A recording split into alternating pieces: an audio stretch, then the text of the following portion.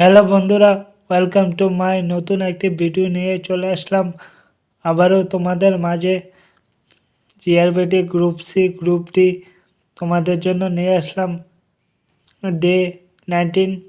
তো তোমরা যারা জিআরবিটি এক্সামের জন্য প্রিপেয়ার করছো বা নিতে চলেছ তাদের জন্য সুখবর।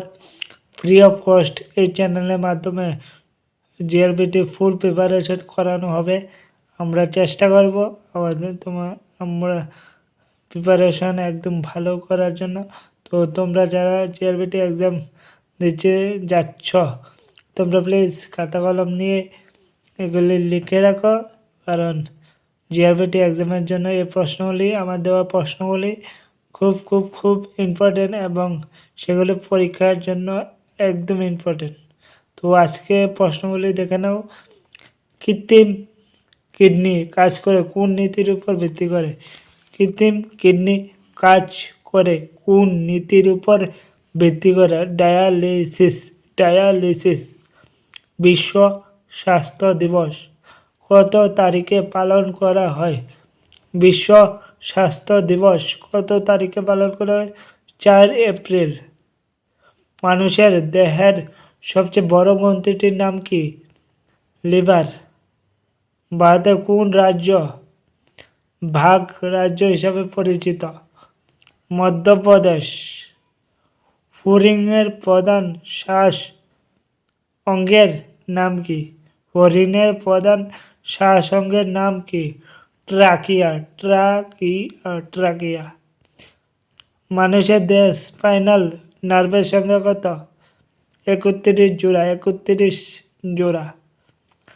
মানব মস্তিষ্কে কয়টি নার্ভ থাকে? 9 কোটি 20 লাখ।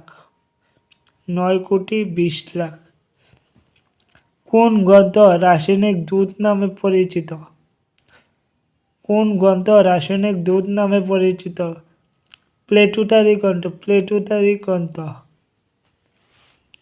কলকাতা হিন্দু কলেজ কবে প্রতিষ্ঠিত হয়? 1817 সালে কলকাতা হিন্দু কলেজ প্রতিষ্ঠিত হয়।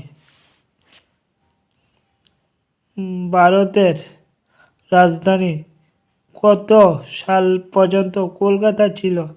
1911 সাল পর্যন্ত ভারতের রাজধানী, মানে আমাদের রাজধানী কলকাতা ছিল, তারপর এখন দিল্লি না।